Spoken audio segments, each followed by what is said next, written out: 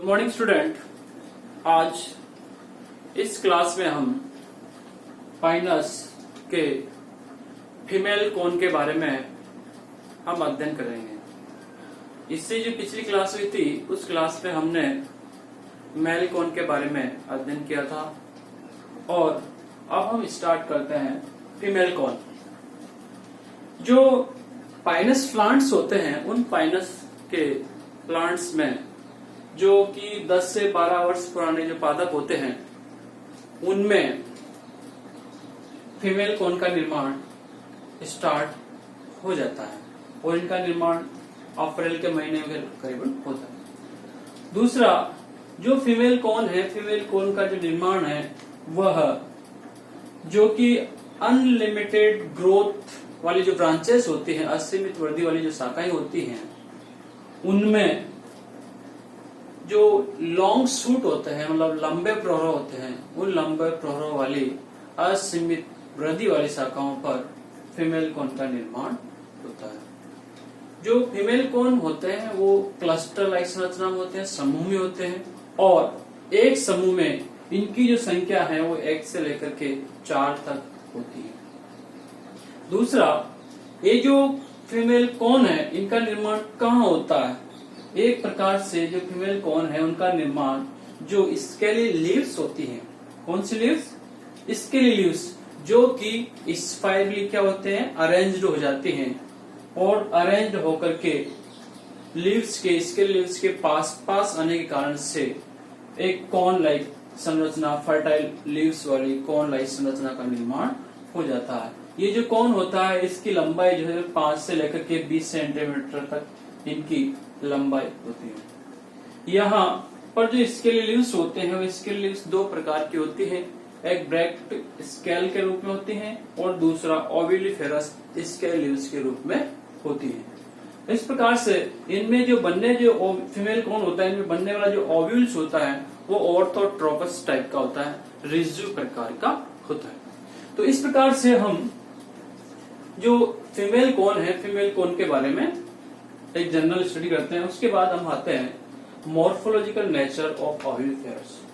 अब जैसे कि पहले हम देखते हैं कि ये जो संरचना ये किसकी है? पाइनस के फीमेल कोन की है।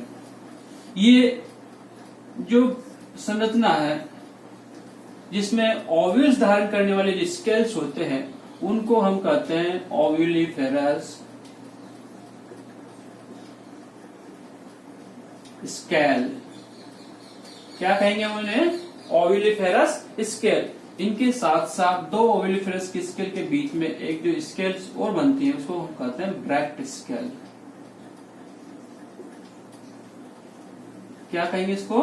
Bract scale. पत्र सलक। बिल्कुल जो बीच में जो होता है ये इसको हम कहते हैं, क्या कहेंगे इसको? एक्सिस,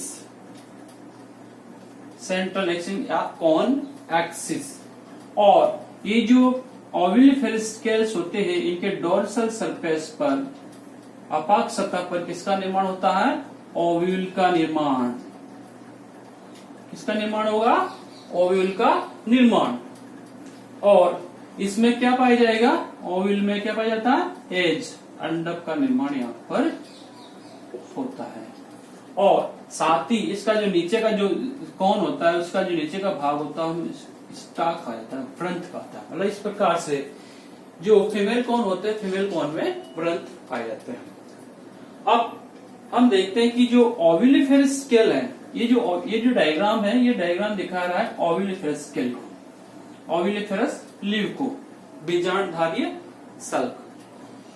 ये जो ओविलिफेरस स्केल है इसको हम देखते हैं तो ये तो आपकी ब्रैक्ट स्केल हो गई जो छोटी सी संरचना दिखा रहे हैं। और ये जो संरचना है इस संरचना को क्या कहते हैं? ओविलिफेरस स्केल।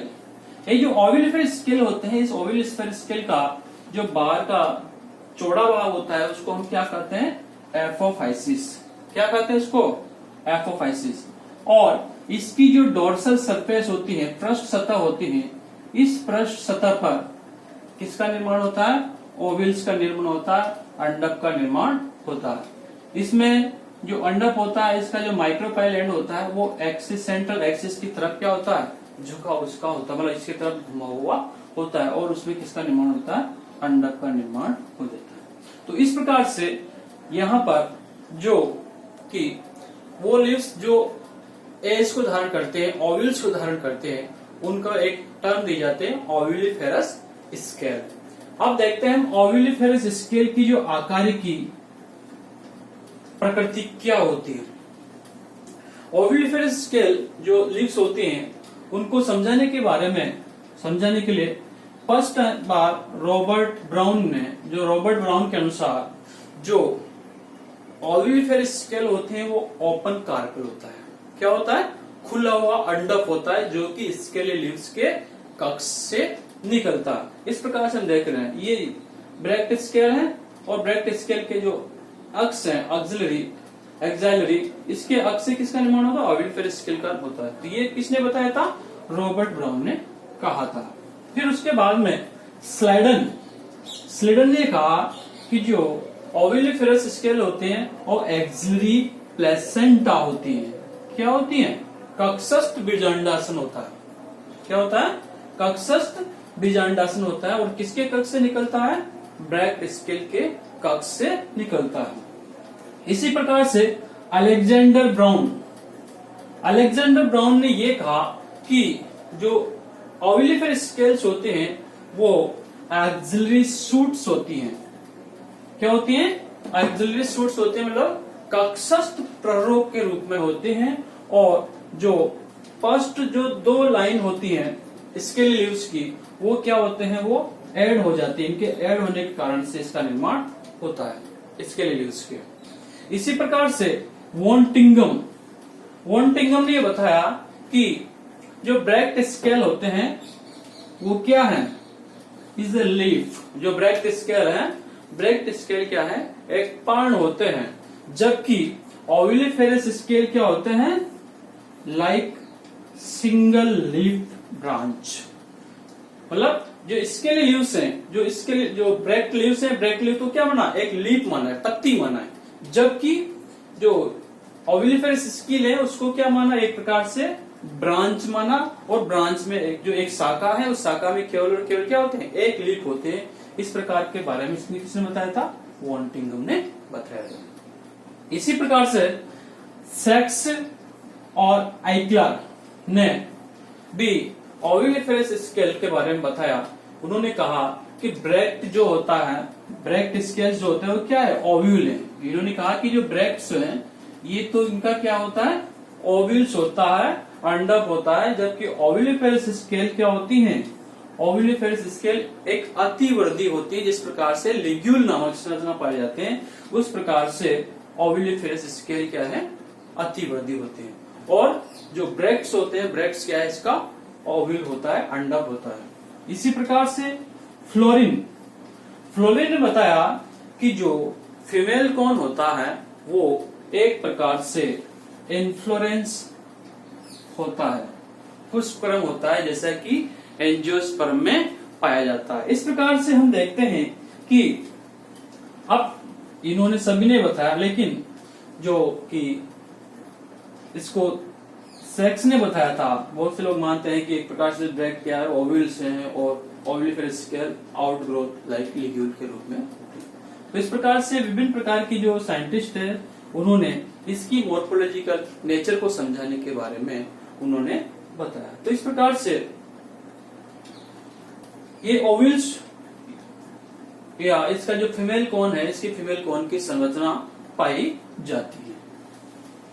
फिर हम आते हैं नेक्स्ट, जो ओव्यूलिफेरस स्केल होती हैं, ये ओव्यूलिफेरस स्केल क्या धारण करेगी, यहाँ पर ओव्यूल्स धारण करेगी और साथ ही साथ यहाँ पर एक प्रकार से मेगास्पोरेंजियम का निर्माण होगा।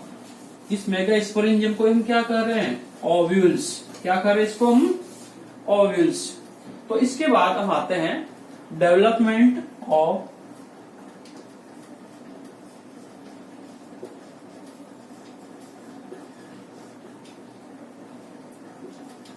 मेगास्पोरेंजियम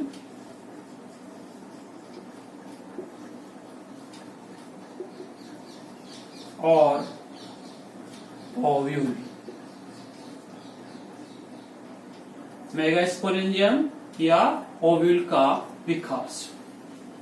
अब हम देखते हैं कि जो आपकी ओव्यूलिफेरस स्केल है, इस ओव्यूलिफेरस स्केल की जो है डोर्सल सरफेस वाली जो सेल्स होती हैं, अपाक सतह वाली जो सेल्स होती हैं, वो एक प्रकार से यहाँ पर मेगास्पोरेंजियम इनिशियल के रूप में कार्य करती है।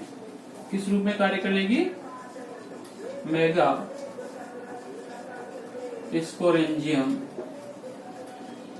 Initial sales.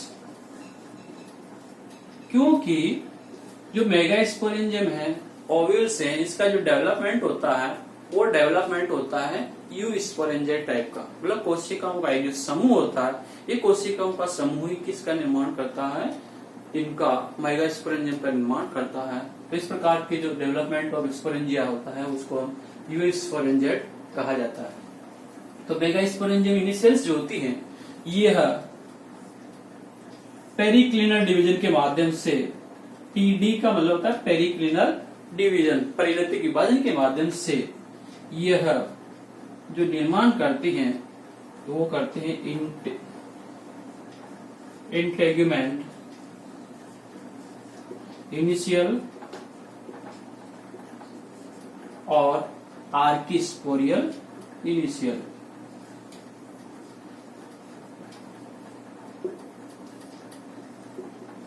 Archesporial initial. जो इंटेग्रेटेड इनिशियल्स जो होती हैं वो एक प्रकार से दो भागों में विभाजित होती है, ये वापस पेरिक्लिनल डिवीजन के माध्यम से। ठीक है, इससे दो प्रकार के ओव्यूल्स के भाग बनेंगे। एक तो इंटेगमेंट का निर्माण होगा,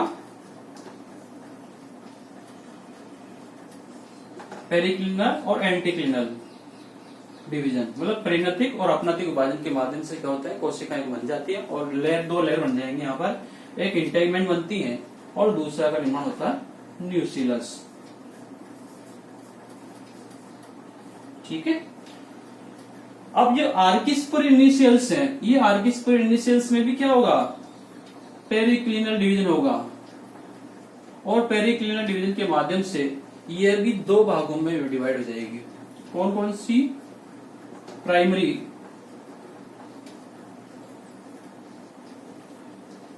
wall initial,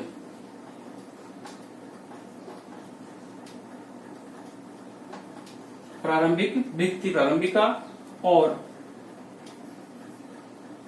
megaspore mother cells. ठीक, ये जो मेगास्पोर मदर सेल्स है, इस मेगास्पोर मदर सेल से अब यहां पर क्या होगा? कोई एंटीक्लिनल और पेरिक्लिनल डिवीजन होगा और उसके माध्यम से एक तो इसका जो स्पोरेंजियम होते है उसकी वॉल बन जाएगी, स्पोरेंजियम वॉल, और दूसरा हो जाएगा टेपिटम। ठीक है, और जो मेगास्पोर मदर सेल्स हैं, ये मेगास्पोर मदर सेल्स क्या होगा? मियोसिस, अर्धसूत्री विभाजन होगा और अर्धसूत्री विभाजन के माध्यम से 4 मेगास्पोर का निर्माण यहाँ पर हो जाता है। वो कैसे होते हैं? इनकी 4 होते हैं और कैसे होते हैं? ये हैप्लोइड होते हैं, अगुणित होते हैं। तो इस प्रकार से जो मेगास्पोरियम है या जो ओव्यूल्स हैं, उस ओव्यूल्स का डेवलपमेंट इस प्रकार से होता है। अब हम आते हैं स्ट्रक्चर ऑफ ओव्यूल, ओव्यूल की संरचना। स्ट्रक्चर ऑफ ओव्यूल,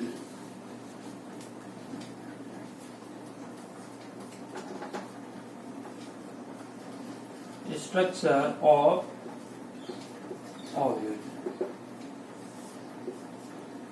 तो हम ओव्यूल्स की जो संरचना देखते हैं, तो जैसे ये ओव्यूल्स की लॉन्गिट्यूडनल सेक्शन इसका ओव्यूल्स का, इस ओव्यूल्स के संरचना में हम देखते हैं कि एक तो होता है इसमें माइक्रोफाइल, सबसे ऊपर क्या होगा इसमें? माइक्रोफाइल। ये जो माइक्रोपाइल होता है ये इंटेगमेंट्स जब इनका निर्माण होता है तो इंटेगमेंट्स के निर्माण के दौरान कुछ जो स्थान होता है वो क्या होता है, छूट जाता है इनसे कवर होने से। तो ये जो कवर होने से जो स्थान छूट गया है इसको हम कहते हैं माइक्रोपाइल। और जो माइक्रोपाइल एंड है इसी के माध्यम से जो पोलन ग्रेन्स होते हैं, मेल गेमेट्स होते हैं, वो पोलन ट्यूब के माध्यम से क्या करते हैं, इसके अंदर एंट्री करते हैं।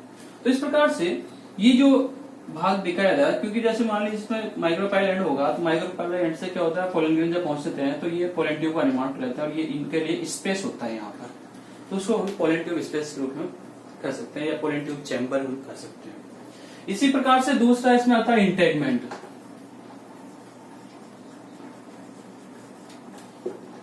इंटेगमेंट्स जो प्रत्येक जो ओवल्स होता है, मेगास्पोलेन होता है, वो एक इंटेगमेंट्स के माध्यम से क्या होता है, वो घिरा हुआ रहता है।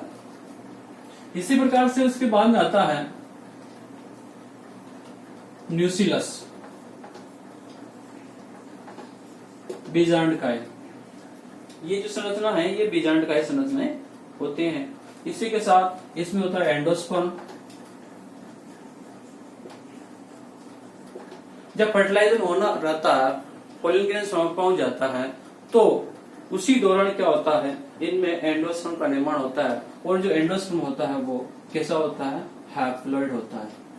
कैसे होता है, ये अगुणित एंडोस्पर्म यहाँ पर पाया जाता है। जब एंडोस्पर्म का निर्माण हो जाता है फिर उसके बाद आता है आपका ये जो पोर्शन है, इसको हम कहते हैं मेगास्पोर। क्या कहें इसको, मेगास्पोर। अब ये जो मेगास्पोर है ये इसके ये मेगास्पोर वॉल है।